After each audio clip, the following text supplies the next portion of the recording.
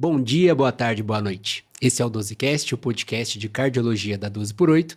Eu sou Matheus Prato, estou novamente aqui ao lado do meu amigo Rafa Rossi. Cara, geralmente eu falo que eu tô com saudade de te ver, mas eu tenho te encontrado bastante durante a semana, né, Matheus? Então eu só vou falar que é uma honra estar novamente ao seu lado aqui, meu amigo. Eu tô percebendo que eu tô revezando as duplas, né? Você e o Batá, como antigamente. Não, o Batá geralmente eu falo que tô com saudade, mas é genuíno, porque eu realmente não vejo ele durante a semana. Mas você eu tenho visto bastante durante a semana, então é só um prazer te ver mais uma vez, com certeza. Eu tô tendo esse prazer. Só posso comemorar. E se eu tô junto com o Rossi é porque a gente tá falando aqui de doença coronariana, muito provavelmente. O viés é grande. E dessa vez uma população muito controversa. Durante muitos anos, sempre acreditamos que aqueles que corriam 42 quilômetros, emendavam uma prova de natação com ciclismo, estavam blindados de eventos cardiovasculares. Mas estudos recentes estão mostrando que não é muito bem assim. Essa proteção contra a aterosclerose talvez não é muito bem estabelecida. E para isso a gente está contando com um grande convidado, um dos maiores especialistas de cardiologia do esporte do país, sem dúvida o maior influencer de cardiologia do Brasil, e que está no 4º episódio aqui com a gente. Silvio, seja muito bem-vindo. Obrigado pelo convite, eu adoro estar com vocês são pessoas que eu gosto muito e agora só estou esperando meu contrato para aqui entrar sócio da 12 por 8 também. Ele está sendo preparado em tempo real já, Silvio. Você vai sair daqui assinado, cuidado, hein, velho? Assinado cuidado aqui. Que você tá falando. 4 episódios já, eu já vou na liderança. Um episódio por ano, tipo o Marcão. Exato. E eu quero concorrer pelo primeiro lugar de mais views aqui. Alô, Bárbara Valente, estou esperando, vou passar você. A gente tá... E você acredita que o que tem mais views é o 2º episódio nosso de doença arterial coronariana? Em geral, DAC estável. E é muito, muito engraçado. Cara, eu queria agradecer a mãe de todo mundo que assistiu esse episódio. Ele com certeza não é o melhor. Péssima. Acho que tanto de técnica foi gravado quanto de teoria. No estúdio da casa do Matheus, mas tudo bem. Tem um valor sentimental grande esse episódio. Não, a gente tá indo no 4º ano de 12Cast, 4º episódio do Silvio aqui com a gente. Então, um parceiro, assim, desde o início até o fim. Realmente, muito obrigado. Inclusive, o último episódio do Silvio foi o episódio lá número 126, que a gente estava falando bastante sobre benefícios cardiovasculares do esforço, né? E dessa vez o Matheus trouxe um paradoxo importante. Quanto maior a atividade física, então atletas de alta performance aí, que ele começou a comentar já, com uma evidência de aterosclerose significativa, algo que a gente não esperava muito bem. Então, nesse episódio, a gente vai tentar associar as duas coisas, né? A fisiologia do esporte, então tudo o que acontece durante a prática de atividade física para o bem e para o mal. O que pode acontecer durante o evento pontual da atividade física que pode engatilhar com um evento cardiovascular durante a prática dessa atividade física. Quais são os estudos que demonstraram essa possível associação entre atletas e aterosclerose e qual é essa população de atletas que está sobre esse risco aumentado de aterosclerose e depois como a gente faz a prevenção, a investigação, como que é essa avaliação, pré-participação dessa população mais nichada e como o Silvio faz isso na prática clínica dele, que acho que é a sumidade aí para falar justamente sobre essas peripécias. Então acho que a gente vai dividir em principalmente 4 tópicos mais importantes aí nesse podcast de hoje. Então é exatamente a gente discutir esse paradoxo, né? Porque a gente sempre pensou que atividade física, independente da quantidade, sempre fosse benéfica e pode ser que não seja assim. E eu já quero lançar uma pergunta para o Silvio, talvez mais da experiência que ele teve, que sempre teve muito ligado ao esporte, né, Silvio? Quando você começou a entrar na cardiologia, como foi essa sensação quando você se deparou com esse dado de que talvez, esse cara muito atleta, ele pode estar... Já esperava isso ou... Foi pego de surpresa? Eu começo com suspeita para falar, porque a minha tendência é defender o esporte, como sempre, né? Então, eu tenho esse viés de um conflito de interesse. Eu até coloco em aula o meu conflito de interesse, uma foto eu nadando. E eu tenho essa tendência de defender, e ainda vou ter essa tendência de defender, mas eu acho que você continuar defendendo o esporte, mesmo com esse dado, quer dizer que você realmente acredita que o esporte tem um potencial benefício, eu acho. E a gente vê que sim, atletas podem ter intercorrências do ponto de vista cardiovascular, talvez algumas até mais prevalentes do que a população em geral, não só doença coronariana, FA, talvez você tenha mais em atletas do que na população em geral, mas a doença coronariana chama atenção porque ela vai um pouco contra aquilo que a gente tinha de ideia, né? Faz exercício para você não ter doença coronariana. Calma, não é bem assim, e exercício não é vacina para doença coronariana. Talvez seja vacina para a vida, mas não necessariamente para doença coronariana, né? Até porque o atleta, quando você pensa no fenótipo do paciente com doença coronariana, você fecha o olho e vai imaginar como é uma pessoa que tem doença coronariana. Você nunca pensa no atleta, né, Silvio? Mas você colocou um disclaimer muito importante que eu devia ter feito até antes de começar a comentar do tema. A gente não está aqui absolutamente para demonizar a atividade física. Então, quem estava desligando o podcast, pelo amor de Deus, não é isso, tá? A gente é super a favor, mas a gente quer discutir justamente as populações pontuais em que a gente pode ter uma maior relação de aterosclerose com a atividade física. E é justamente esses pormenores que a gente vai fazer aqui. As demais populações, graças a Deus, o Silvio trouxe muito bem já no último episódio, inclusive, a gente quer reforçar o quanto é protetor fazer atividade física. Então, é uma intervenção se a gente pudesse recomendar para todas as pessoas, acho que é uma das coisas que a gente faria, independentemente do cenário clínico que o nosso paciente está. Acho que é a coisa, né? Exatamente. Se você for ver, O nada Silvio dá fala tanta muito proteção, isso, né? A intervenção da medicina... Pô, 400% de proteção. Com certeza. Nada da mesma coisa. Nada. Você fala assim, cara, não busca nada. Um match a mais de 14 a 20% de redução de mortalidade cardiovascular. Pô, vamos lá, põe qualquer medicamento do ACC aí. Pode escolher, né? Fecha o olho, escolhe. Não tem nenhum não tão potente quanto isso. Exatamente. Então, para ser bem taxativo, a mensagem do episódio é: atividade física é protetora, tá bom? Dito isso, Silvio, como que é a fisiologia do exercício físico? Como é que funciona o nosso corpo e por que isso é bom, por que isso é ruim? Em que momentos isso pode dar ruim para o nosso atleta? Interessante.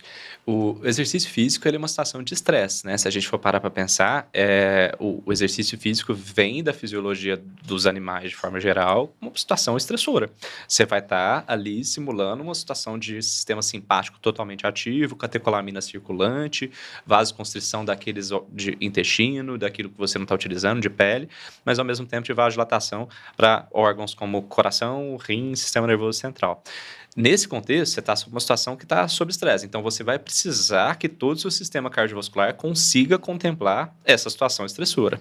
Acontece que isso a gente começou a transformar, começou a se exercitar como ser humano, talvez isso, e começou a mudar o jeitinho que isso funciona. A gente sabe que exercício físico a longo prazo gera diversas adaptações, como a formação de novos vasos, neovasos, adaptação cardiovascular, o ganho de capacidade física está muito associado com o stroke volume, o aumento do stroke volume do paciente, mas na situação de estresse ali que está acontecendo, você tem produtos reativos de oxigênio, você vai ter aumento de PTH durante o exercício, isso pode estar acabando tirando cálcio dos ossos e às vezes depositando cálcio no lugar onde você não quer que deposite, você vai estar com forças de cisalhamento diferentes, você vai estar com pressão aumentada durante o exercício.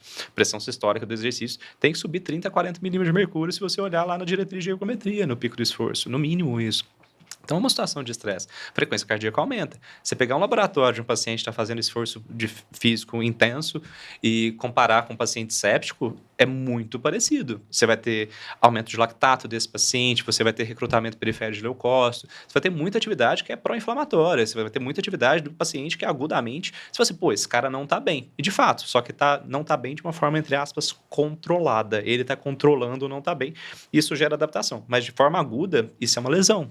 Isso pode gerar lesão e a gente não sabe se lesões sustentadas a longo prazo para algum grupo de pacientes, é o que a gente está tentando entender, não podem ser gerar ali prejudiciais, doenças, no final das contas, né? Doenças miocárdicas, fibrose miocárdica, doença coronariana, que é o grande tema que a gente está falando aqui. Então, esse é um dado que a gente tem que começar a trazer e talvez olhar com um pouco mais de carinho. E sempre tem que ser muito cuidadoso para falar disso, porque quando a gente fala disso, a gente dá o argumento errado para a pessoa que quer falar a coisa errada. Não faz exercício, não, olha lá. Quem faz exercício tem isso, quem faz exercício tem placa na coronária e tudo. Não é isso. A gente tem que ser muito minucioso para trazer essa informação, até para trazer isso publicamente. Tem que trazer com muito cuidado.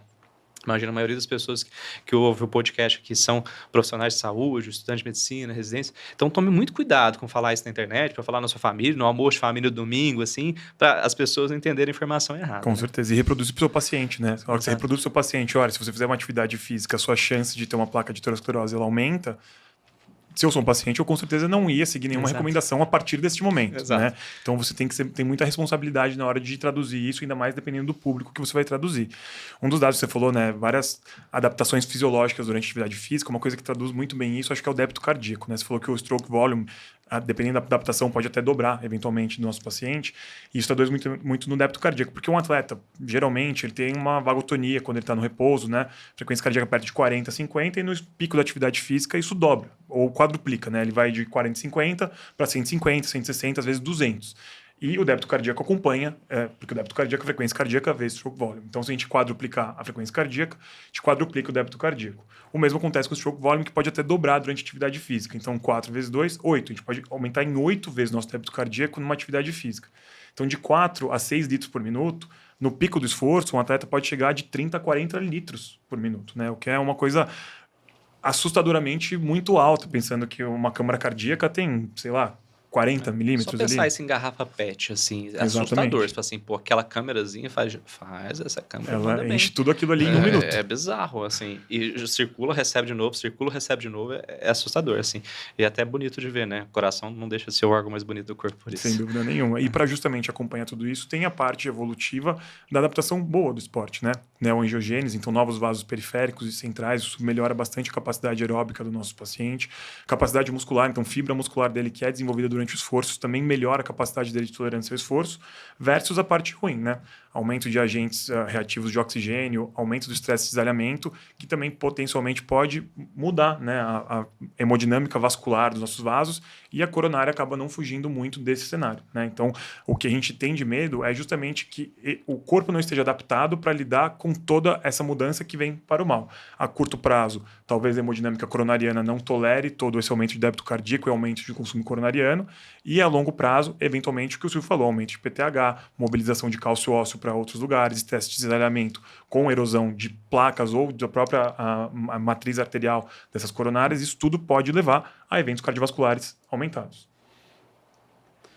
Aí eu tenho uma dúvida sobre isso, né? A gente está falando de todas as alterações fisiológicas que o esporte causa, né? Isso pode ser protetor, mas pode ter esses pontos específicos de aumento de estresse.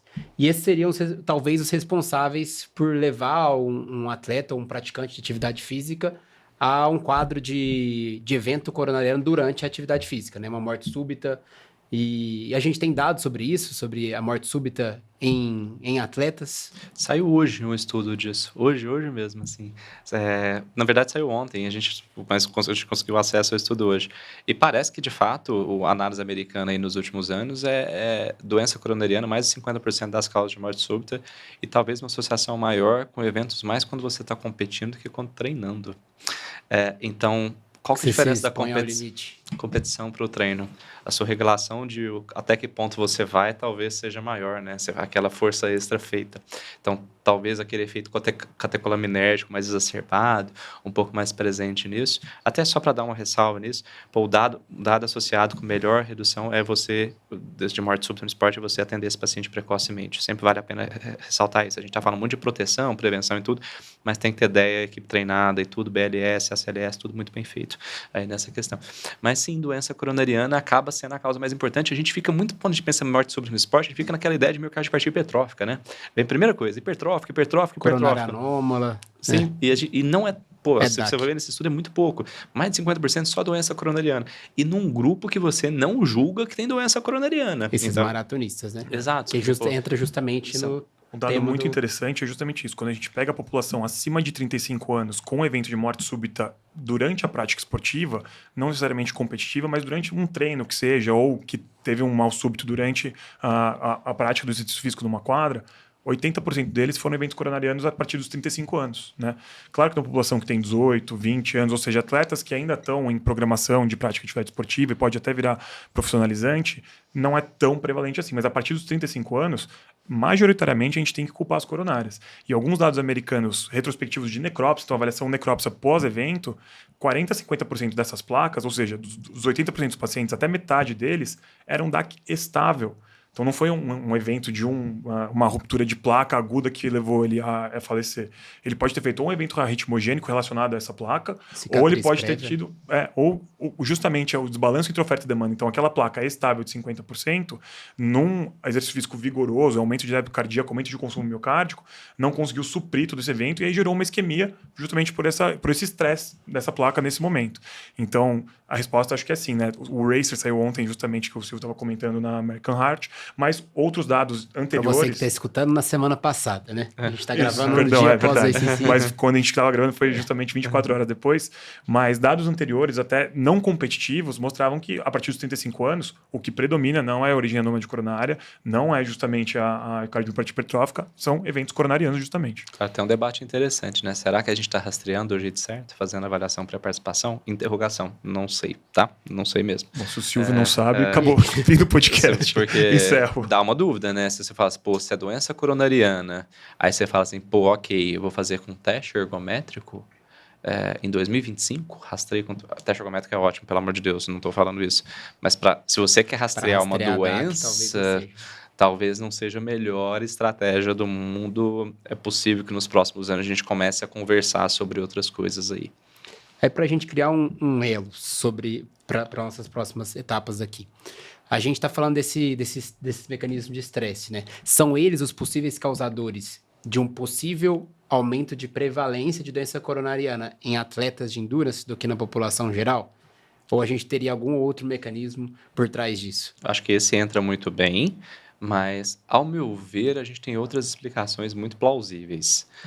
Primeiro, que ainda é uma população muito subtratada, isso é opinião minha, quanto a fator de risco. Tanto pelo médico quanto pelo próprio paciente. Muito atleta julga que é super-homem, que não precisa ser avaliado. Pô, eu não tenho hipertensão, eu sou atleta. Eu não tenho Se eu ganhasse resistência R$1 para cada vez que eu ouvi isso, eu juro por Deus, eu tinha dobrado meu consultório. É Não impressionante. É impressionante. E dislipidemia, eu acho que é absurda a tolerância com dislipidemia que você tem com o atleta. É absurdo. Assim, não faz sentido essa tolerância tão grande com dislipidemia. E a gente tem essa tolerância. Nós, medicina, assim, ainda tem um LDL de 140, mas é atleta. Mas pô, o cara tá fora do alvo. Esse cara já tá fazendo MEV. Ele já é o estigma do MEV. Então, esse cara, assim, ele já tá puxando para baixo isso. E ainda tem as questões que o atleta é exposto que a gente não leva em consideração. Muitas vezes o atleta está inflamadão. Esse cara está sob estresse intenso. Ele está treinando, está trabalhando, está dormindo pouco para fazer girar o sonho dele de ser atleta. Além disso, a gente tem que colocar o efeito doping, né? A gente fez um episódio sobre esteroides anabolizantes aqui. O efeito doping também é algo que é muito prevalente, tanto por pessoas que sabem que estão usando doping, quanto por pessoas que não sabem que estão usando doping. Está ali na fórmula de vitaminas pré-treino, ali da pessoa tem uma oximetolona no meio da brincadeira. A gente fala brincando incomum, aqui, mas né? é raro, mas acontece com frequência. Então, isso acaba sendo também. Nesses estudos que trazem de doença coronariana, tudo, meio que eles falam que nenhum atleta estava usando doping, mas assim, o cara não vai soltar para uma entrevista de um estudo que ele está usando o negócio, né? Então, eu acho que esse é outro fator também que a gente tem que colocar na jogada aqui. Muito bom, Silvia. Então, a gente tentou pormenorizar todos os dados fisiológicos envolvidos com os benefícios e os malefícios a curto e longo prazo da aterosclerose, da fisiologia do esporte, o que isso pode levar à aterosclerose em atletas. Mas acho que é bom a gente começar a direcionar de quem que a gente está falando, né? Uhum. Esses dados, eles valem para quem está jogando bola de final de semana uma vez por semana, vale para quem faz atividade física até 240 minutos semanais, é para mulheres, é para homens. O que a gente viu, que a gente se balizou muito essa discussão de hoje, foi um estudo justamente que saiu na ESC em 2024, né? Que viu justamente esse possível malefício relacionado à atividade física vigorosa em atletas homens acima de 35 anos, praticantes de endurance, com um altíssimo volume de treino semanal, chegando a mais de 8 horas por semana. Tá? Então, justamente quando a gente estava falando para tomar cuidado na hora de traduzir isso para o seu paciente, é porque a grande maioria dos nossos doentes e a grande maioria dos atletas amadores, dependendo da atividade que eles praticam, não chegam perto desse volume de treino semanal.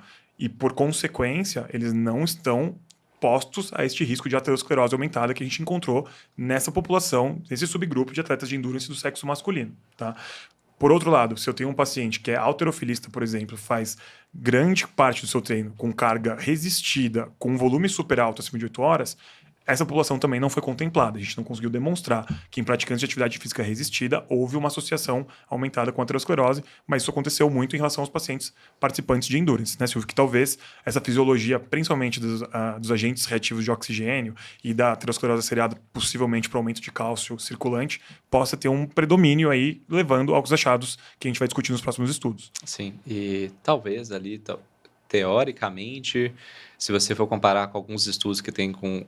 Todos os estudos de, muitas vezes, para esteroides anabolizantes são utilizados em halterofilistas, né? Pessoas de bodybuilding e tudo mais. Então, você acaba tirando esse fator confundidor ali. E principalmente homens, né? Homens são grupos estudados. A gente não sabe se necessariamente mulheres contemplam da mesma forma. O coração da atleta ainda é algo que não é muito tão bem entendido quanto o coração do atleta, né? Por diversos fatores, desde a exposição ao treino desde cedo. Isso está mudando, ainda bem. Quanto também por esses fatores metabólicos e a própria alteração da fisiologia hormonal da mulher durante a vida, que gera uma mudança muito abrupta ali de como que as coisas estão funcionando, como é que o endotélio dela funciona e tudo mais, e que eu acho que é motivo para estudos interessantes nos próximos anos também. Aí. A gente, inclusive, é uma população subrepresentada não só do ponto de vista de prática esportiva, mas sempre que a gente fala de DAC, aterosclerose, né, o Matheus deve estar bem acostumado com isso, porque estudos de hemodinâmica e angioplastia, a população feminina é subrepresentada porque, graças a Deus, esses eventos ocorrem em menor frequência na população feminina, né? E quando a gente pega uma subanálise para ver a população feminina dentro dos pacientes praticantes de esporte, que já é subrepresentado, e com DAC associada, cai muito essa porcentagem, né? Então, os dados, quando a gente vai analisar, o N é bem inferior ao grupo masculino e por isso que a gente não consegue falar muito bem. Mas acho que o estudo principal, acho que é o do Molenkamp, né, Silvio, que a gente estava tentando trazer para a discussão aqui, que foi justamente um estudo que tentou demonstrar que pareando uma população ativa, comparando essa população ativa com uma população de atletas endurance de alto nível, para uma mesma fatores de risco, uma mesma idade, quando a gente fez score de cálcio coronariano, a gente conseguiu mostrar que 36% da população que era praticante de atividade de endurance tinha um score de cálcio elevado acima de 100, quando só 22% da população que era ativa, mas não necessariamente atleta, reproduziam esses valores de cálcio super aumentados. E aí que ligou esse alerta para a gente em relação a essa população de atletas de alta performance. E aí, será que eles estão sob um risco maior por causa dessas placas? O que fazer com elas? Né? Isso que gerou bastante angústia para todos nós. E aí veio do score de cálcio, a gente começou primeiramente com aquele argumento. Então, o atleta está com a placa mais estabilizada, né? Aí, fala assim, ok, isso aqui talvez seja uma proteção. Ah, não, é porque o exercício calcifica o cálcio mais precocemente e tudo, e ficou essa ideia. Até que aí, 23, veio o estudo americano o Mark II, né? E o Master Heart Study, que foi o estudo belga, que meio que fala, placa mole também, atleta tem placa mole e mais do que os pares ali. E aí você começa a ter um tapinha na cara, né? Você fala assim, pô, o argumento que eu utilizava para justificar que tinha mais cálcio na coronária, não existe mais esse argumento. Então, sim, é mais cálcio na coronária. Então, eu acho que os estudos posteriores, eles trazem uma contemplação de olhar para o estudo prévio de score de cálcio, sim, é placa na coronária mesmo, assim, olha para esse paciente, ele tem placa na coronária e toma cuidado com isso, e que fique bem claro, a gente não tem nada de análise falando quanto a evento nesses pacientes. Esse é um ponto importantíssimo, né, Silvio? Você não sabe se esses caras infartam mais ainda, e vamos descobrir, e eu acho que é uma época legal, porque cada vez a gente tem mais atleta de endurance, né? Talvez há 30 anos atrás a gente não tinha tantas pessoas de 55 anos, 60 anos correndo maratona, fazendo Ironman, nem nada. A gente tem um monte hoje, ainda bem. Depois a gente pode até citar por que eu acho ainda bem, mesmo com essa questão coronariana. Mas eu acho que a gente vai ter muito dado sobre isso. E a gente começa a fazer nossas percepções de consultório quanto a isso também, né? Que você começa a ver de fato, cara, bate. Assim, tem aterosclerose mesmo. Esses caras têm. E começa a chamar atenção, né? E assusta, né? Vai contra o senso comum desde o começo do episódio a gente falando isso. O paciente fica revoltado, né? Pô, mas o que lá... eu podia fazer de melhor do que o que eu tô fazendo e meu exame tá pior do que eu esperava que ele tivesse? É um contrassenso mesmo. Sim, total. E você fica assustado, né? Você fala assim, pô, será que eu não vou puxar um pouco mais? E ainda a literatura não é muito sólida, se é o volume ou a intensidade. Se você for ver no Mark II lá, a intensidade foi o que teve mais associado. O muito vigoroso teve associação com piora, mas o vigoroso não teve associação. Não está muito claro, assim, exatamente qual que vai ser o sweet spot ali que a gente vai utilizar para isso, mas eu acho que o primeiro alerta que tem que ser olhado aqui, pegou o atleta no consultório, carinho com fatores de risco do ponto de vista cardiovascular, muito carinho mesmo. Ah, ele tem uma pressãozinha mais alta, mas ele vai treinar. Não, você vai tratar esse cara, por favor.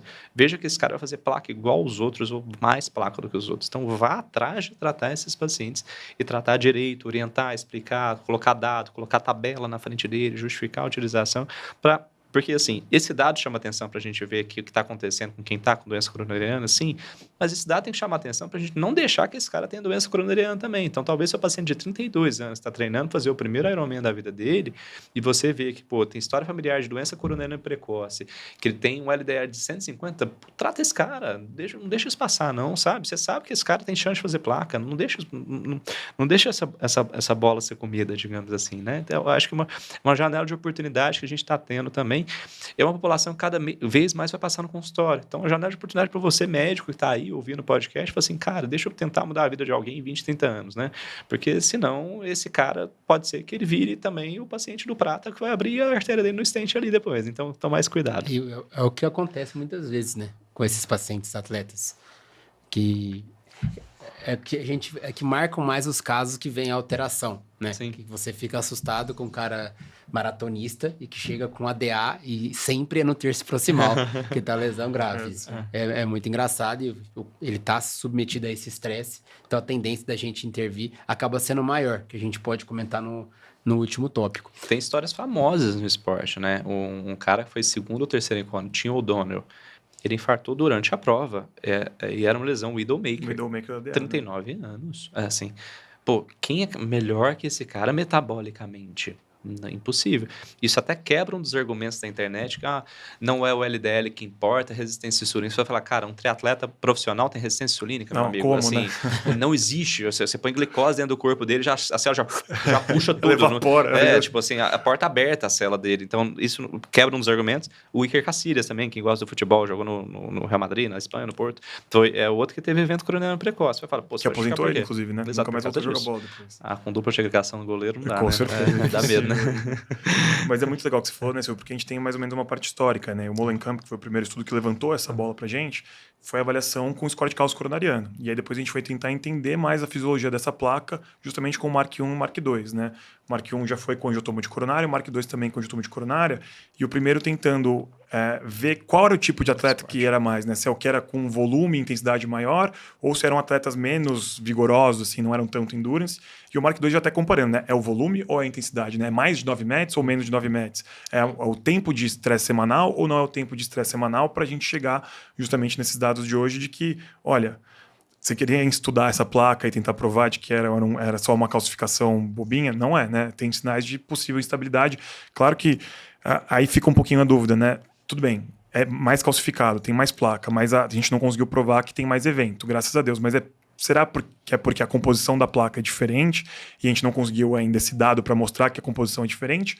Ou esse cara faz tanta atividade física que o corpo também já está mais adaptado, né? Ele já tem mais colateral, ele já tem uma reserva funcional maior e é a tendência dele de ter menos evento porque junto com essas placas da alta atividade física também vem um remodelamento orgânico inteiro dele e isso evita ele de ter mais evento. Essa dúvida a gente ainda não tem uma resposta tão taxativa, né? A gente tem um estudo de 2017 que é interessante, se não me engano, o cara chama Redford. Ele comparou os mesmos pacientes com o mesmo score de cálcio e quanto à capacidade física. E ele via que a capacidade física mais alta se associava em 25 anos com mortalidade 3 vezes menor. Então, assim, eu acho que a gente, mesmo nesse contexto de doença coronariana, olhar o output de capacidade física é importante. A gente sabe que o input para capacidade física é treinamento. Então, e esse output, ele é bem evidente, obviamente que é de uma forma observacional, acho que nunca a gente vai ter outra forma de avaliar isso, mas é bem evidente o potencial benefício do treinamento nesse sentido. Então, por favor, estimule o seu paciente a continuar treinando. Esse é o principal dado que faz a gente defender a atividade física até o final aqui nesse podcast, né? Exato. Então, vamos atrás, tem que treinar mesmo. Cara, você não vai suspender o cara de correr uma maratona por causa dessa informação. Acho que não é essa a função da medicina. Talvez você fale assim, interessante, você está correndo uma maratona, legal. E seus fatores de risco, como é que estão controlados? E isso desde cedo, pô, aproveita, janela de oportunidade, APP, não é só para você libera ou não libera, a gente tem que parar com isso. A APP não é feito para liberar ou não liberar paciente, é oportunidade para avaliação clínica para o paciente, avalia tudo desse cara, janela de oportunidade para você ter tudo na sua mão ali. Você vai saber de tudo da história desse paciente, história familiar, se tem LDL aumentado, se ele tem pré-diabetes, e vocês devem ter no consultório também, muito pré-diabetes em atleta. Assim, 5.8, 5.9, você fala assim, cara, existe algum mecanismo ou outro do que minha cabeça consegue entender como para esse paciente? Existe polimorfismo genético diversos para resistência insulínica nesses pacientes, mesmo que eles treinem muito bem. Então, tem muita coisa aí que a gente tem que ficar olhando para esses pacientes na tal da APP, na avaliação pré-participação. Com certeza, Silvio, que é o que você falou, né? É o momento que o paciente tirou o tempo dele para estar na sua frente e receber uma orientação, né? Sim. E a gente só ficar pagiando ele, liberando ele, não vai intervir em absolutamente nada. Você né? entregue mais do que um relatório de liberação para ele, né? Dê mais do que isso para ele. Veja ele como seu paciente daqui a 20 anos. E que bom, o que você vai fazer hoje provavelmente pode ter algum efeito nesse a longo prazo. Com certeza. Acho que um outro estudo que vale a pena a gente citar, antes da gente mudar de tópico, é o CCLS, né, que tentou avaliar justamente a população feminina. Né? A gente falou que é subrepresentada nos outros estudos. Ele tentou pegar essa população feminina e comparar justamente quem tinha maior volume aeróbico, quem tinha uma carga de atividade física maior, em relação a mulheres mais sedentárias e tentar avaliar o score de cálcio. E é justamente aí que talvez nessa população a gente não tenha o efeito tão importante dos andrógenos, né? Então, nessas mulheres, que são uma população que a gente já falou que são subrepresentadas, os dados ainda não são robustos como o homem, nem tão validados ainda, mas mulheres com quase a mesma capacidade aeróbica que esses homens, atletas de endurance, tinham, não tinham esse score de cálcio coronariano tão aumentado quanto a população masculina, quando comparadas com o grupo controle, que era uma população ativa, mas com um tempo de atividade física muito longe disso. E aí se pressupõe o porquê disso, né? Então, quando foi avaliar esse rastreio populacional dessas mulheres, o que a gente encontrou como fatores de risco foram os fatores de risco clássicos, que qualquer um poderia ter. Tabagismo, diabetes, hipertensão, dislipidemia e muito menor relação com o volume de treino. E aí, será que isso é ligado ao sexo? Ou será que não? Será que a gente só não estudou muito bem nessas mulheres? Acho que isso é uma dúvida que a literatura ainda tem como lacuna para a gente responder eventualmente. Seria interessante separar as mulheres também por idade, né? Após a menopausa e antes. Às vezes o fator protetor do estrógeno ajuda nessa parte. Ou atenua, pelo menos, né? Atenua, Diminua ou atrasa a progressão para isso, enquanto a testosterona que o homem está exposto desde muito pequeno, muito precocemente, continua com a sua ação lá por muito tempo. Talvez isso tenha alguma relação com essa aterogênese ou essa calcificação coronariana que a gente tem notado nesses estudos. E também viés habituais, né? Teoricamente, as mulheres procuram mais o médico do que o homem, ou tem ali o consulta da GO desde os 20 e poucos anos de idade, então ela está se avaliando metabolicamente mais precocemente. Existe esse cuidado maior da mulher com dieta, a longo prazo, né? É outro fator que a gente esqueceu de falar, né? Dieta de atleta, né? Muito atleta considera que, pelo fato de poder fazer exercício, pode tudo, né? Você pode fazer tudo. Talvez a mulher olhe um pouco mais para isso do que o homem. É um talvez, assim, né? Mas não deixa de ser algo para ser levado em consideração também. Então, acho que para a gente sintetizar até aqui, o que eu consegui entender, vocês me corrigem. A gente conseguiu perceber ao longo dos anos que sim, existe uma associação de cálcio coronariano e maior presença de placas em atletas de endurance homens acima de 35 anos com alta carga de treino em comparação a uma população saudável, né? A gente não tem muito claro ainda com uma população de sedentário já com fator de risco. Acho que mais do que saudável, na verdade, ativa, Matheus, porque quando a gente fala de fatores de risco, eles balizaram, inclusive, as duas populações igual. Então, o atleta de endurance que tinha hipertensão era pareado com uma população ativa que tinha hipertensão. O atleta de endurance que era diabético e dislipidêmico também era pareado com outro da população ativa que era diabético e dislipidêmico. Então, talvez saudável do ponto de vista de atividade física, mas do ponto de vista cardiovascular, eles podiam ter as comorbidades que eles eram sujeitos variados, a ter. Né? Uhum. E eram pessoas do estudo belga lá, 20% de VO2 máximo maior que do predito. Então, isso corrobora. Sim, pessoas que estavam ali com, no mínimo, uma rotina de exercício legal. Lembrando, o output, né? Eles têm o output do treinamento, que é a capacidade física. Então, provavelmente foram pessoas que durante a vida se expuseram também a um nível de atividade física no mínimo legal. Isso a gente está falando do grupo controle, né? Então, sempre você tem que comparar na medicina, tem que olhar para o grupo controle também, né? O Reduced lá do estudo de ômega 3, ou um grupo controle que foi bem importante avaliar. Eu acho que nesse estudo aqui, a gente falar de doença coronariana atleta, olhar para o grupo controle é importante da mesma forma. Então, é interessante olhar para lá no estudo, olhar a tabelinha das características basais dos pacientes que foram avaliados, porque eu acho que isso acaba sendo interessante. Para ver se pode trazer, né, para quem o paciente está na sua frente, né? Sim, se você pode fazer porque às vezes chega o cara lá com CI, se eu não me engano, o VO2 médio do grupo controle é 37, 38 para um grupo de pessoas com mais de 50 anos de idade. Às vezes, seu paciente, você está olhando para ele lá, pô, não é fazer exercício, está com 27 de VO2. Pelo amor de Deus, assim, nem se compara com o paciente que você estava avaliando. Pô, ele tem, se fizer as continhas de 3,5 de VO2 ali por redução de risco, você está falando de mais ou menos uns 50% de risco de cardiovascular que ele tinha menor pelo fato de ter 37 de VO2 no grupo controle. Chama muita atenção que o grupo de atletas era muito bem condicionado. Um grupo que tinha VO2 de 48 no estudo belga, de caras com mais de 50 anos. Pô, 48 de VO2 para um cara mais de 50 anos chama muita atenção. Então, será que esse VO2 não está até protegendo esse cara, né? Não sei. É uma dúvida para ficar aqui também.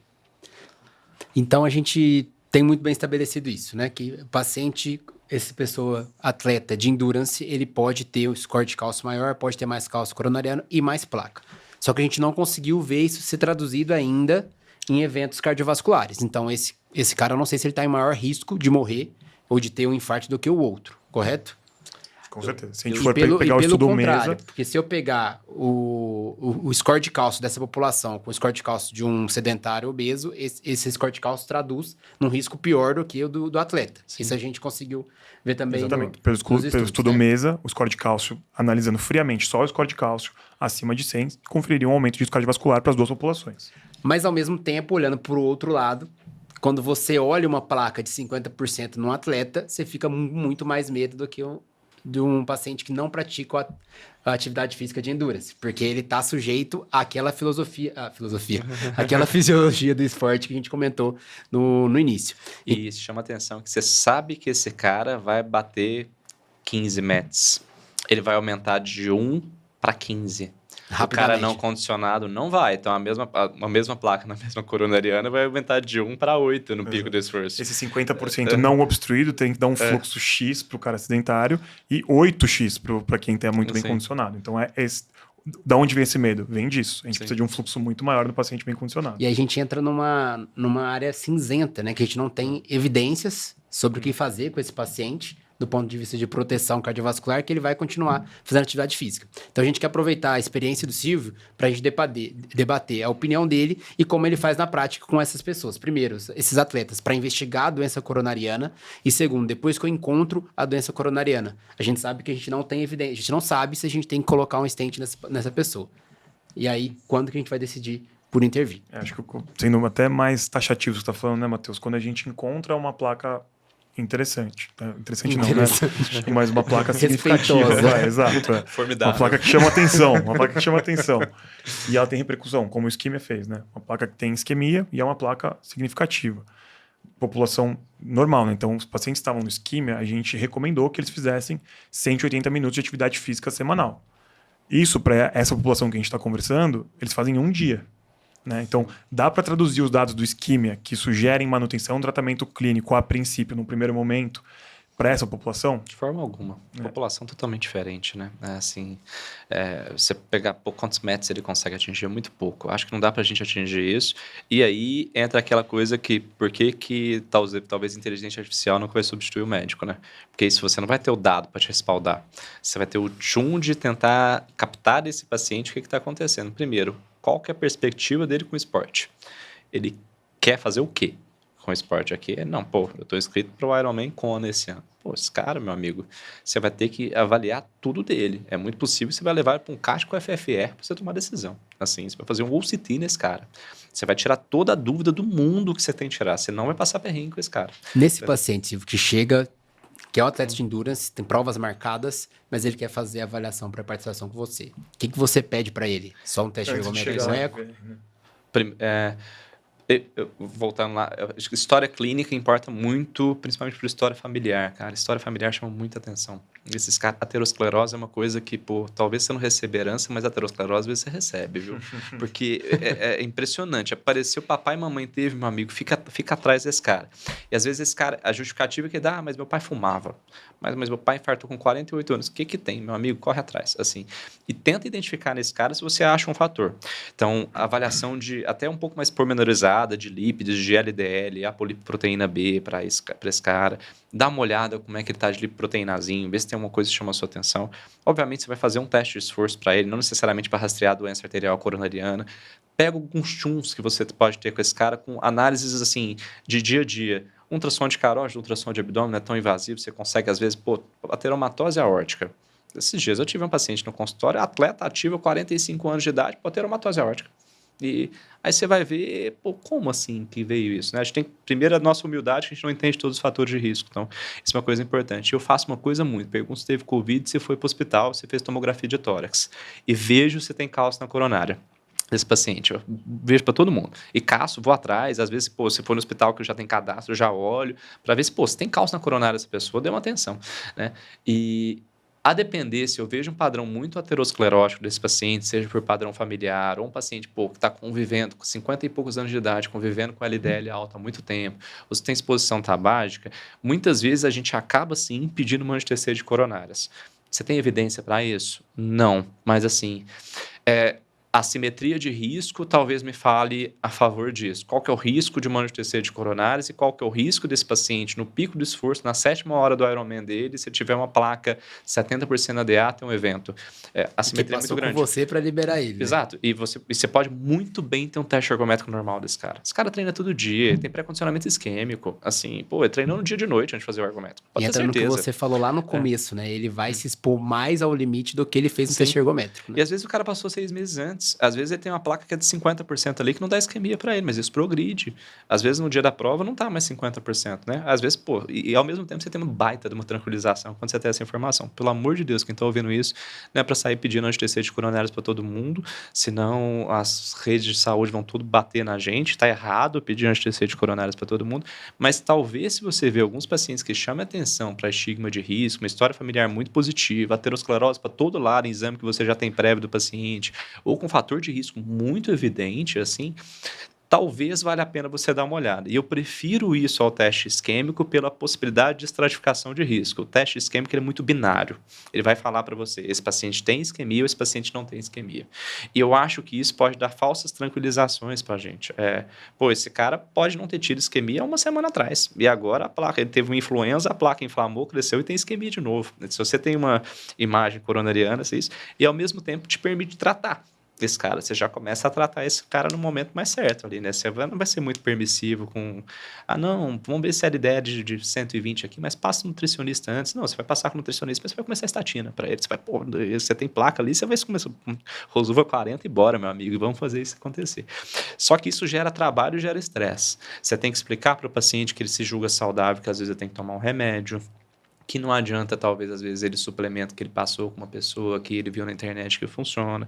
Então, você tem que ter tempo. E isso envolve você ter a confiança do paciente que está ali na sua frente. Mas, ao mesmo tempo, se você tem uma imagem de aterosclerose, você é também mais fácil você justificar tratamento de fator de risco, né? Então, fica elas e aquelas. De maneira geral, a gente não tem dados sobre isso, evidências, mas se eu estou com um paciente de baixo fator de risco, eu posso ficar mais tranquilo de não querer ver a anatomia. Total. Mas se eu pego alguns detalhes na família, um LDL aumentado, esse cara que já está juntando algumas coisinhas, pressão alta... esteroide anabolizante... Cai muito bem, mesmo off-label, né? De pedir a tomografia de coronariana. Pode ser um dado a mais para você. E a gente falou muito score de cálcio aqui, a gente não está falando agora, porque a gente sabe que é muito mais difícil pedir score de cálcio no Brasil do que pedir uma tomografia de coronária. Então a gente acaba indo direto para ver a anatomia do paciente. E a ideia do score de cálcio é reestratificar o risco do doente, que nem o Silvio estava colocando aqui pra gente. Quando a gente está pensando em fazer angiotomografia de coronária, a gente já está estratificando o risco do doente, né? Tá justamente o que o Silvio está batendo no martelo aqui peça para o cara que você já identificou que tem um risco aumentado. Sim. Então, nesse cara, você já está pensando em tratar, que já tem fatores de risco acumulados, o score de cálcio vai te contribuir pouco, porque ele não vai sair do intermediário para o alto. Provavelmente ele já está no alto, né? Então, o que a gente está querendo ver, na verdade, é tem placa, qual o tamanho dela, qual a composição dela, qual o risco, aonde é essa placa. Isso que é muito mais interessante. O score de cálcio, ele talvez valha a pena para aquele doente que eu quero reestratificar. Eu não achei nenhum aterosclerose em lugar nenhum, subclínica, né? Ultrassom limpo, Doppler de carótida limpo, ultrassom abdominal absolutamente limpo, o teste ergométrico dele veio 0 bala, mas tá me cheirando aqui que não é o que parece, né? Ou esse cara tá com um volume de treino muito alto mesmo, ele é realmente esse atleta de endurance com mais de 35 anos, totalmente assintomático, eu não achei nada em nenhum outro lugar. Será que como um screening talvez faça mais sentido? Então, esse cara eu não espero fazer nada, na verdade, né? Acho que entra um pouco nessa. Esse cara eu não identifiquei nada, eu tô somando mais um dado, então junto com o Doppler de carótida que o Silvio falou, junto com o ultrassom abdominal, acho que aí que vem a boa indicação do score de cálcio coronariano. Mais um dado para um cara que eu não confiei muito nos outros exames, para tentar documentar que é negativo ou achar pela primeira vez que esse cara, na verdade, não era em baixo risco. Esse cara é alto. Então, esse cara eu preciso começar a prestar atenção. Visão, né? Exatamente.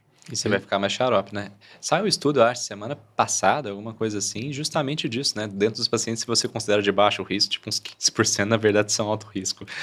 Então, a gente acaba fazer calculadora, a gente acaba sobrevalorizando o risco das pessoas, mas às vezes muito paciente você está na faixa do baixo risco, na verdade tem alto. E eu acho que o que a gente vê no real life, o paciente chegando no evento coronariano, ele era baixo risco até ontem, né? Está reclamando para você, né? Pô, doutor, mas tudo meus exames eram bons, não tinha nada até agora. Você vai ver, não era bom não, era ruim, assim, isso mesmo. não estava bom. Se você for pegar justamente esses estudos aí, a gente estava comentando até em off aqui, 120 de LDL médio dos caras que tinham doença coronariana, 120 para um cara de 55 anos, LDL versus idade 6.600, está falando de 2% de risco de evento coronariano já. Não é desprezível. Assim, se a gente for pegar, tem literatura falando, tem o estudo de 2018, colocando LDL diversidade ali, exposição de 5.000 já com 1% de evento coronariano, de 6.250 a 2%, a cada 1.250 dobrando esse risco. Não é pouco, assim. Pô, 2%?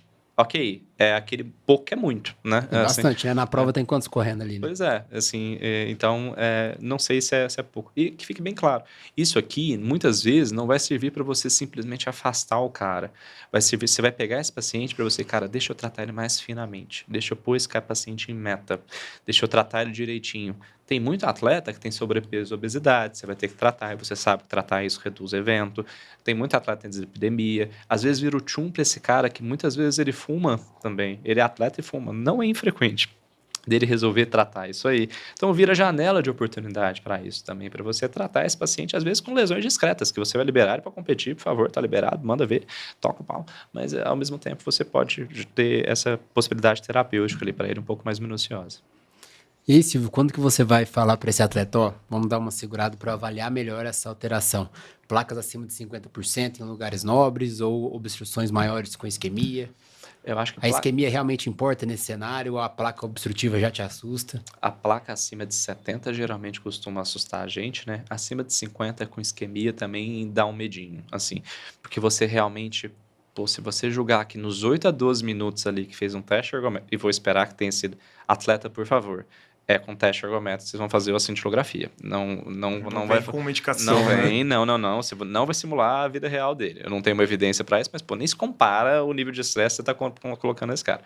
Mas se você julgar que esses 8 a 12 minutos são realmente um teste que simula a isquemia de um cara que está fazendo uma prova de 3, 4 horas, com a questão hemodinâmica dele completamente diferente de sais, de catecolamina circulante, de volemia que ele tem, do próprio estresse, não é. Então, se ele já fez isquemia nessa situação, você fala assim, cara, atenção para esse paciente, né? Ou você pode também ser totalmente elegante, achar o limiar de isquemia desse paciente e pedir para ele treinar até o limiar de isquemia dele. Isso pode ser totalmente possível se ele topar sim fazer. E isso pode encaixar para esse paciente também. Pô, você viu que ali tem 150 batimentos ali, tá batendo no limiar de isquemia. Assim, cara, ok, você topa a gente começar a treinar 140, vídeo qual, você vai estar aumentando o limiar de isquemia a longo prazo para esse paciente da mesma forma. Então, isso pode ser feito. Mas aí, do ponto de vista competitivo, esse cara tá limitado, né? Tá, ele não vai dar o sprint final. Assim, ele não vai poder fazer, mas tal. É difícil você liberar esse cara para fazer necessariamente uma maratona, para fazer um Ironman. Você falar, pô, eu quero fazer a prova que atravessa o deserto lá, vou subir a Concagua. Não vai, assim, você não sabe como é que isso se comporta. Exatamente. Você não vai tem ter controle, mas uma coisa que você propôs um controle, a hora que você libera para competição, a gente falou isso desde o começo do episódio, né?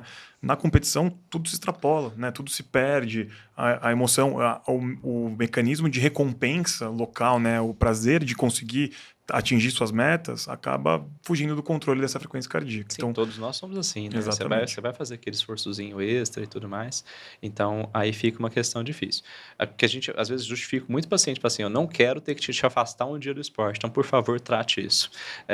Não deixa essa plaquinha de 10% da CD virar um problema para você, eu quero que você continue correndo maratona daqui a 20 anos. E aí, às vezes, vira uma justificativa para esse cara tratar e não ter problema daqui a pouco, pressupondo que o seu tratamento vai ser eficaz para isso, tem que levar em consideração também que a gente não é tão potente quanto a gente acha que é na medicina, né? Mas eu acho que é algo para ser levado em consideração. E a gente entra em muitos debates aqui que o paciente, na primeira coisa que você vai dar de proposta terapêutica para ele, fala assim, doutor, isso atrapalha treino? E isso é uma coisa que incomoda muito ele, né? E muitas vezes você está com doença coronariana, você tem que levar um monte de coisa em consideração. Se é um cara que pedala, você vai deixar aspirina para ele, dá medo, né? E aí? Você vai deixar clopidogrel para ele? E aí? Se ele cair? E o cara que morre de medo de ter dor muscular com estatina, que vai acontecer em 1%, mas ele tem medo de ter... Agora vai vir ácido bempedoico, vai facilitar a nossa vida nesse papo aqui, né? E o cara que está ali treinando, só que faz... não pode fazer antidoping, só que tem hipertensão, você vai ter que discutir, às vezes, tiazídico para ele. Então, tem muita coisa que leva, assim, em consideração, não só no liberar, mas como você vai tratar esse paciente, o segmento desse paciente, como é que vai ser. Muitas vezes, na hipertensão, se esse cara é hipertenso, você, às vezes, tira aquela regra da prática habitual de fazer 2 classes em baixa dose, porque você sabe que o bloqueador de canal de cálcio dá edema de membro inferior, você não quer que ele tenha, você não quer que ele perca sódio e potássio durante o esforço, então você não vai dar tiazídico, às vezes você potencializa mais o BRA para ele e usa uma classe só. Então tem muitas nuances ali que não estão necessariamente contempladas em diretriz, em estudo, mas que a gente acaba flertando com as nossas opiniões também ali durante o esforço. Ou até o próprio paciente que usa esteroide, que não quer parar de usar, né? Que a gente conversou muito bem sobre isso. Como é que você vai manejar esse paciente? Como é que eu ajusto esse cara aqui para pelo menos tentar atenuar esse risco que ele me falou que não vai parar. Não abandonar ele, né? Taxar ele, mas tentar minimizar todos os riscos possíveis com a parte médica que a gente tem, né, senhor? Então fica um baita desafio de não só liberar e não liberar, mas seguir esse paciente, né? Esse paciente vai ter que ser seguido de muito próximo para você. Eu tenho pacientes seguindo com placa de 50%, 70% na circunflexa, fazendo pace de 4,50 aí, correndo, muito bem, obrigado, mas assim, ele é muito bem documentado que isso não gera isquemia para ele, é assintomático e tudo. Obviamente, o sintomático você não tem dúvida, né? E em atleta você tem que confirmar que ele não é sintomático.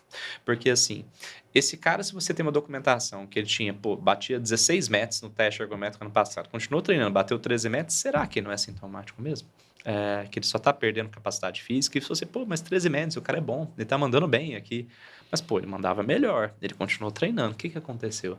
Será que no pico do esforço ali não está conseguindo segurar o débito dele, está com pulso de oxigênio em platô? Às vezes você vê numa ergospirometria, alguma coisa assim.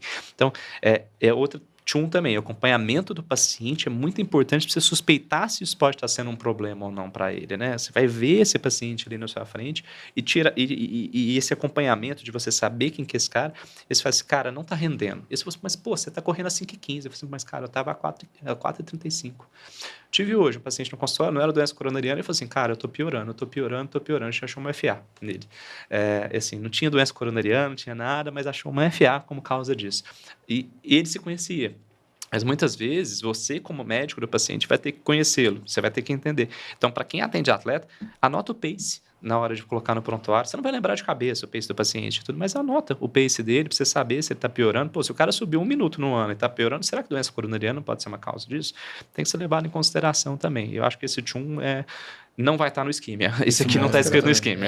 Isso mostra como é muito individualizado a tomada de decisão nesses pacientes. Justamente isso, porque você não compara ele com a população, você compara ele com ele mesmo, né? E ele mesmo não é a referência dos estudos, ele mesmo é um paciente totalmente à parte, com consumo de oxigênio totalmente diferente, um volume de treino diferente. Então, o que você falou é perfeito, Matheus, é muito individualizado a orientação desses doentes.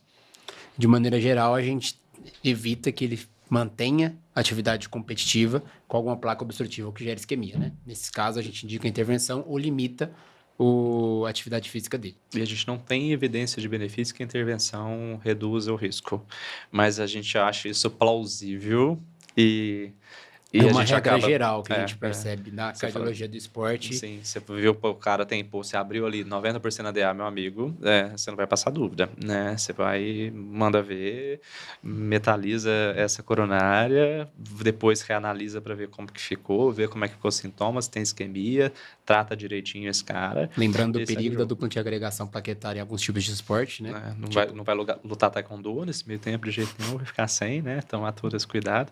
E ponderando o custo-benefício de colocar, obviamente, 90% na DA, acho que essa discussão não teria, mas sei lá, vai ter umas 70% ali, com uma isquemia duvidosa, tudo, né? E você vai levar isso em consideração também para ver. E uma questão que dá muito medo é o cara mais jovem, né? É o cara de 40 e poucos anos, que às vezes tem doença coronariana e você não sabe muito bem, porque esse cara não está muito bem contemplado nos estudos. Se for ver os estudos, são pacientes de 60 mais ali, na maioria e tudo. Esse cara, às vezes, está com doença coronariana. Lembrando, esse cara, como o Rossi falou muito bem, a principal causa de morte súbita dele vai ser doença coronariana. E se você achou? E aí, o que você vai fazer? Será que você tem esse paciente a mesma fisiologia daquele lá? Será que é o mesmo tipo de endotério que colocar um stent, não colocar a mesma coisa? Aí você fica na sua mente ali, né? Assim, você fica pensando no julgamento do coleguinha, no seu próprio julgamento com você mesmo. Se o que acontece, pelo acaso, vai cair interferindo na sua tomada de decisão, né? Exato. Se você optou ou não por colocar o stent, o que acontecer, a culpa é sua. Exatamente. Então você compra uma responsabilidade, né? É mais uma coisa porque eu acho que a inteligência artificial não divide a gente, porque a responsabilidade é sua. Você vai tomar conduta. O documento está no seu nome. A gente precisa de pessoas. Então eu discordo do dado do Bill Gates, que foi substituir os médicos em 10 anos. Ele soltou isso ontem, né? Hoje. Acho que, não sei, acho que foi esse fim de semana que eu vi essa notícia. Esse fim de semana que eu recebi, acho que hoje cedo. Não tinha chegado pra mim. Eu tava vivendo tranquilamente, achando que eu tinha emprego pra sempre, agora vocês acabaram com a minha vida. Ainda bem que você joga basquete bem, Ross. Já foi também, infelizmente. Acho que assim a gente consegue fechar, né, Rossi? Com certeza, com certeza. Acho que o Silvio trouxe muito pra gente é uma experiência muito válida, porque tudo isso que a gente acabou de falar, essa parte final, acho que de condutas principalmente, é o que foge da diretriz, né? É o que não tem estudo prospectivo, é o que não tem indicação 1B em nenhum guideline, é o cara que tem experiência de serviços, né? A indicação é a melhor das hipóteses 2B quando a gente vai ler em algum lugar. Então é muito interessante quando a gente vê uma casuística real para a gente poder também transportar isso para nossa prática clínica, né? Então acho que estou muito satisfeito aqui, saio com uma bagagem importante para tratar meus atletas a partir de agora. Muito obrigado, Silvio, novamente, por estar aqui com a gente e contribuindo aí com o conhecimento do pessoal que está escutando a gente. Pô, que bom. Eu adoro vocês, sou fã de vocês, eu ouço muito vocês e é muito bom estar aqui. Acho que um recado final que eu gostaria de deixar para todo mundo: olhem VO2 máximo no consultório como preditor de desfecho do paciente. A gente, às vezes, fica lá, pô, deixa eu olhar score de cálcio, deixa eu olhar pressão, deixa eu olhar LDL, mas, sim, VO2 máximo é o dado que você tem que buscar para o seu paciente como preditor. Então, assim, não existe check-up sem avaliação de capacidade física, a não ser que a pessoa esteja com tornozelo, com joelho machucado. Aí você... Mas não existe. Assim, isso não... Se você está fazendo isso, você está fazendo errado. E, olhando para isso como um output muito sólido, nós devemos sim estimular a atividade física em todo e qualquer paciente, e se ele quiser fazer atividade física hardcore, ela deve ser estimulada. A sua função como médico é: deixa eu ver se tem alguma coisa nesse cara que coloca algum risco maior para essa atividade física dele. Eu acho que o grande recado que a gente tem que deixar aqui, então não é falar assim, pô, maratonista tem mais doença coronariana, não vai correr maratona. Não, vai correr maratona sim, mas se tiver hipertensão, vai com a pressão tratadinha no dia. É essa a ideia. Você vai fazer as coisas. Exato, é tentar burlar o que impediria ele de fazer a maratona dele, né, Silvio? Porque é isso que vai conferir o risco desse paciente. E fez bonitinho. Pô, você vai controlar bonitinho esse paciente, vai dar tudo certo, vai todo mundo sair feliz, aí faz a maratona, ele vai postar a foto lá no Instagram feliz, vai mandar palminha, sai todo mundo feliz, você sai orgulhoso do seu trabalho, ele sai orgulhoso do treinamento dele, não tem evento coronariano, sai todo mundo feliz. Obrigado, gente. Maravilha. Tamo junto. Perfeito. Obrigadão, Silvio. Valeu.